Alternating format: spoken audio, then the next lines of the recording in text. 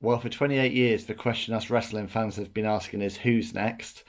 Now the only question is what's next for Bill Goldberg? I'm Ben Veal. As always, this is Wrestling Life. Thank you for joining me. And today I just wanted to say a few words on Bill Goldberg's final match, the final farewell for the legend in sports entertainment as he took on Gunther for the World Heavyweight Championship on Saturday night's main event.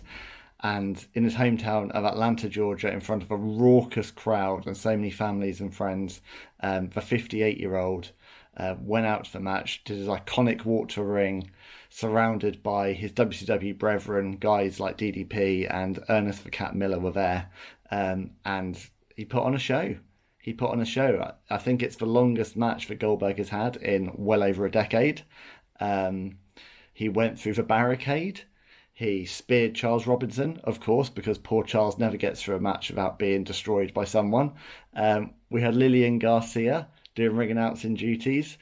Charles, of course, was there as the official, which was so fitting because Charles Robinson was the man there in 1998 in June for Goldberg's world title win over Hollywood Hulk Hogan, which changed the wrestling business forever. So all of the deck was stacked to make this a memorable night. And the only question really going in after 9 months of hype and build was, would the match be able to deliver him a ring? And it's a relief to say that it was solid. I have no complaints for what it was. No one went into this expecting it to be a 5-star technical masterpiece. We all knew the bill of goods we'd signed up for. This was what it was. This was a brawl. Gunther, of course, has a style, a methodical wear-down style. Goldberg is 58 years old and hasn't wrestled for 3 years. So the match was what it was. But what it was nostalgia, it was escapism, and it was a chance to say farewell to someone who we have travelled with as fans. Now, I haven't always been the world's biggest Goldberg fan. You know, I one thing to say is anyone who watches the shows knows I'm a Bret Hart guy, so it's very hard to detach Goldberg from Bret Hart given everything that's gone down between those two. But I do have huge amounts of respect for what Goldberg's accomplished. I have huge amounts of respect for especially how that character changed the game in the Monday Night Wars. I was really, really excited when he came into WWE in 2003, and like so many of us, I was so frustrated by how creative dropped the ball on it, on that whole run. I enjoyed his return with Lesnar. I enjoyed the series of matches they had. I liked the fact that we did get some of that Goldberg mystique in a WWE ring. But I think the thing that I've loved more than anything has been seeing that evolving relationship with his son, with Gage. And, you know, we first saw Gage in 2006, this little boy there cheering his dad on at ringside and getting into the ring at the end of the match. Gage has now become a man. He's a stocky guy. He has got the Goldberg tattoo on him. He's ready for to be the next generation of the Goldbergs in wrestling. And to see that and to see the two share a moment in a ring last night was really special. And I think for me, you know, this show is all about wrestling life. Wrestling is great. Wrestling is wonderful. Wrestling is fun. Wrestling is escapism. Wrestling gives us brilliant memories. But also it's about the people behind the scenes and the real people in that wrestling ring. That is what drives me and what I love.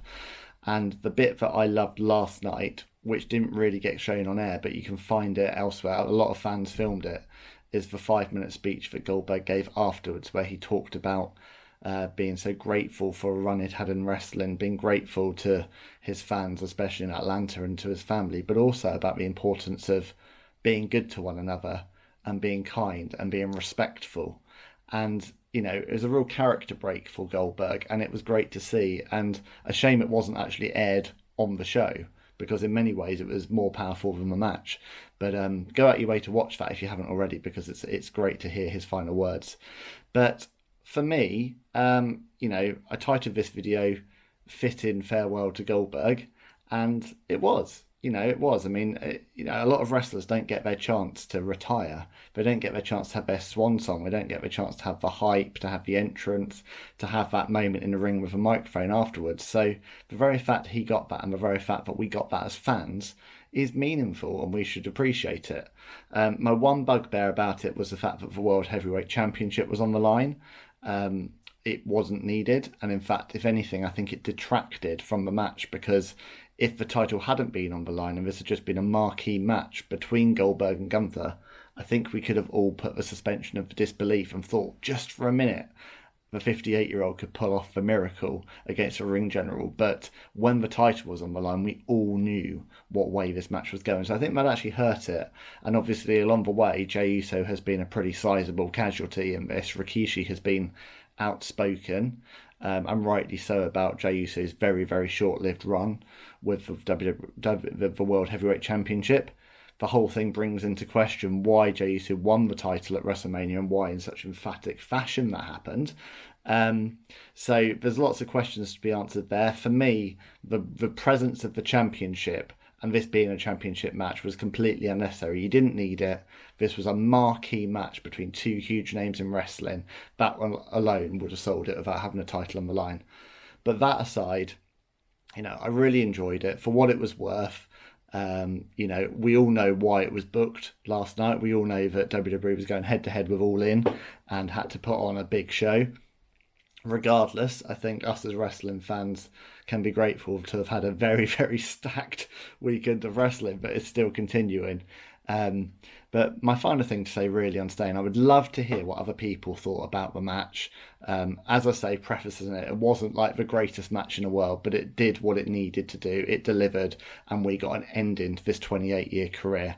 I'd love to hear what you think. Please drop a comment. This channel is all about you. I want discussion. I want engagement. I want to talk to you about this. Let me know what you think.